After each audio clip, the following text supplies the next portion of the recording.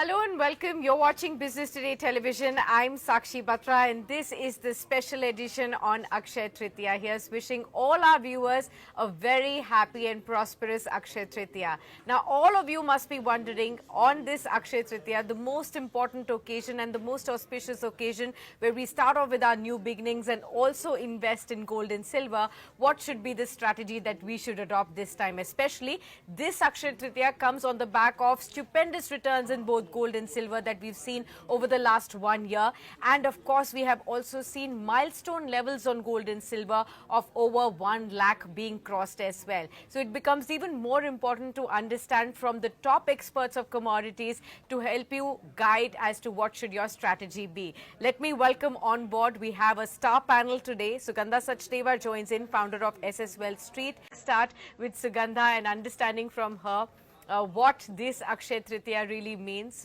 for large investors. She must have been answering some thousands of calls since yesterday. What should be done, at what time should be done, and whether to invest in gold and silver this Akshaya Tritiya. In fact, it's cooled off a bit today for MCX gold prices. They're down by about 600 odd levels, and 94,990. We've slipped below 95,000, so that actually gives some kind of a breather on gold prices. What's the sense that you have, Sugandha? Yeah, hi Sakshi. Thanks for having me on your show. First of all, wishing you, my co-panelists, and all the viewers a happy and prosperous Akshaya Tritiya. So, talking about gold, gold is in the limelight. It continues its golden run. It's up almost 250% in the last decade. When prices in 2015 were hovering around 25,500 odd levels, prices are currently hovering around the 95,500 odd levels.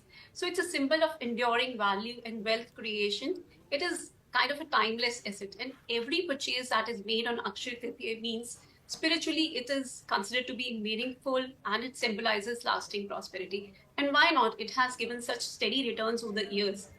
And in fact, since last Akshaya Tritiya also, gold is up by almost 31%. So the faith in gold continues. It's kind of a part of our family legacy, trust, and faith. So why gold is up? It's since 2016 onwards, we have seen a stellar rise in gold prices.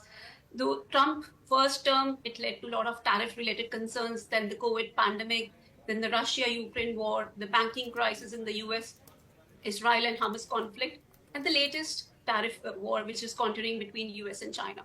All of these have led to a lot of economic uncertainties. Apart from that, the Russia-Ukraine war is lingering on, and that is leading to a lot of geopolitical risks. And add to that continued central bank purchases, which they have been purchasing in huge quantities in the last 3 years, and since 2006 onwards, they have been buying, especially led by Russia and China, who have been voraciously increasing their gold reserves and are kind of reducing their reliance on the US dollar.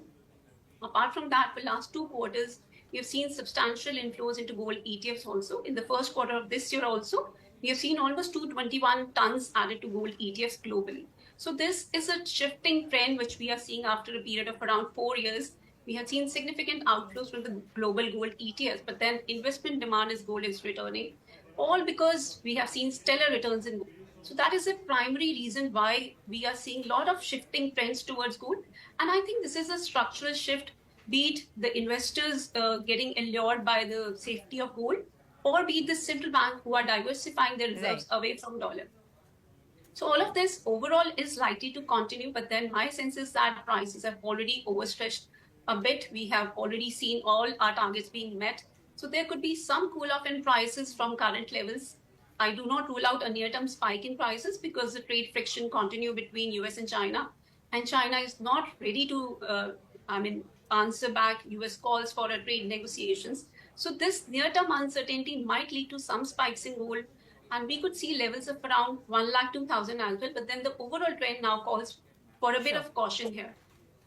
Okay, Sugandha, thanks for setting all that context right. The way down, stagger your purchases, and therefore you can actually expect to get a 10 to 12% return on gold, because there will be some opportunities on the way down as well. Coming to Sugandha yet again, Sugandha, I want to understand from you, you have talked a lot about the various forms of gold that, nowadays people have choices of. physical gold, of course, we've discussed so much. There's gems and jewelry. Then there is also gold coins and bars. But beyond that, gold ETFs, gold mutual funds, digital gold, which have been the latest, forms of gold that investors have got an opportunity. Of course, one of the forms was SGB, that's now discontinued from the government. That was a very popular one. But beyond that as well, over the last 6 months, 1 year perspective, we have actually seen more and more flows coming in on gold ETFs and mutual funds as well. What is your suggestion right now for somebody who's only looking for a pure play investment? We have heard quite a lot that, okay, 5-10% of your overall investment portfolio should go to gold. One, should that allocation increase looking at the current scenario? And two, how would you explain gold ETF and mutual funds as an opportunity to investors? So answering the fact that how much gold should be allocated to your portfolio, I think Sakshi, for over the years, I've been always talking about 10 to 15% allocation towards gold. But then now is the time to reduce this allocation slightly, at least in the near term. Rather, one can increase the allocation towards silver, but then this is the first time I'm saying reduce the allocation to gold and increase your allocation to silver. Silver being highly volatile, but still it is undervalued. So at this moment, I would not call for a 10 to 15% allocation towards gold. If you are a tactical player, yes. If you are a long-term investor and if you are looking at a strategic play, yes, you can still invest 10 to 15% of your portfolio in gold. But current situation doesn't call for that. We've already seen significant highs in gold, and now I think prices are. We should not be chasing short-term highs. Prices have already tested almost 27 peaks this year. So now it's time to cool off, to see a cool off in prices. So another question is how one can allocate into gold through various mediums. So physical gold is still assumed 90 to 95% of our purchases in gold because you get that touch and feel, and gold has for long been used as a consumptionist. But now investors are realizing the value of investing in gold as a financial asset also.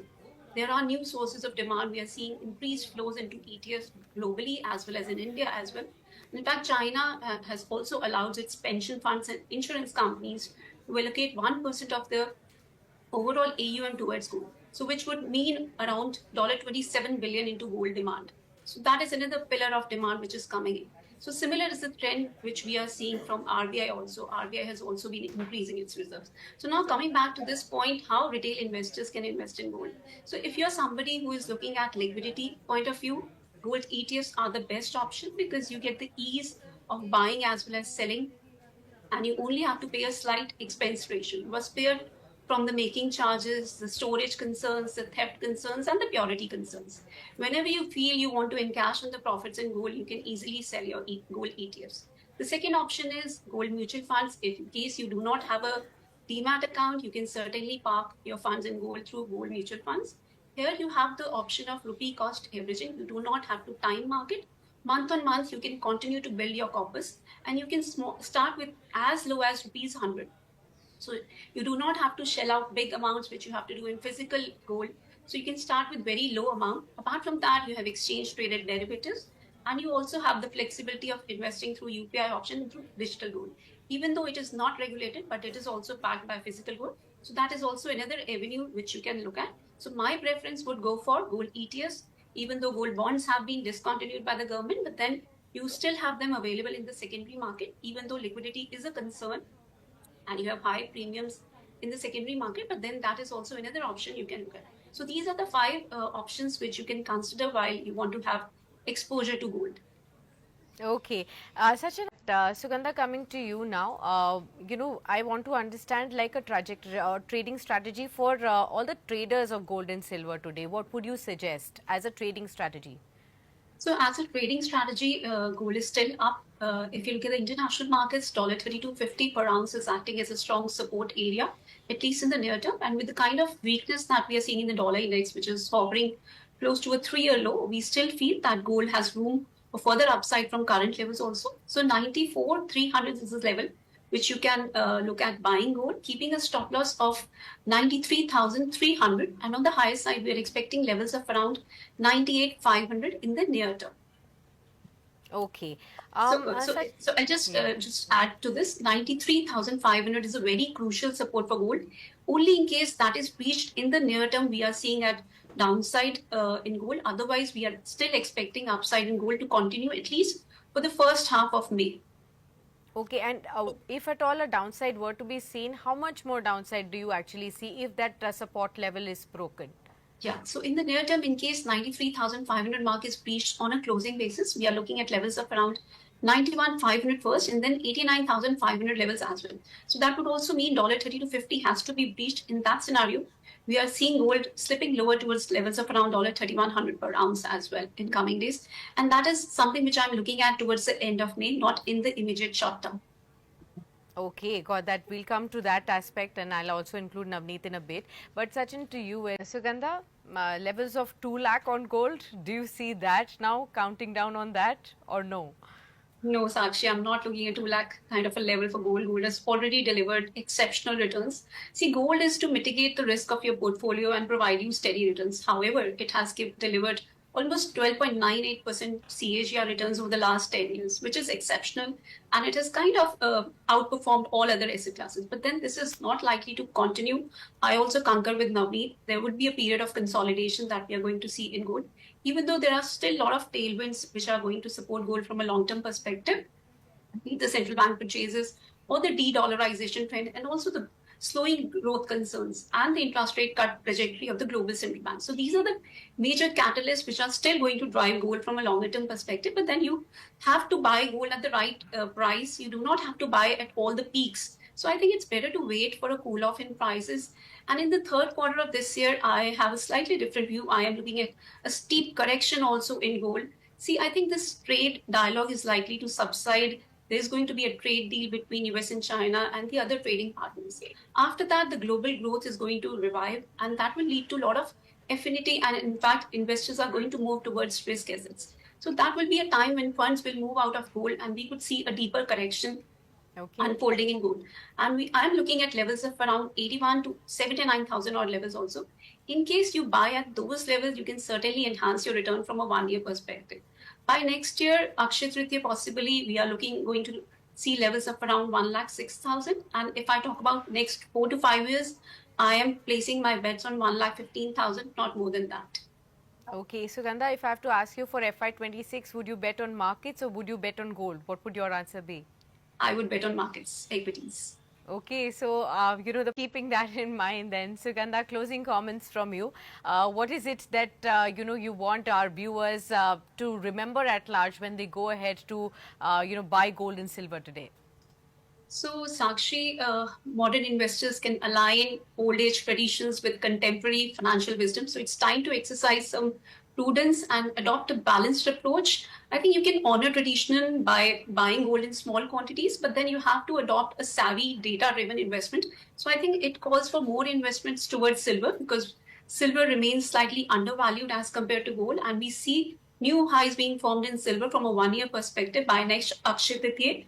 I see silver prices soaring higher towards possibly 1,15,000 first, and then 1,25,000 could be the level that we could see by next Akshaya Tritiya. So as of now, we can reduce your allocation towards gold and increase your allocation towards silver.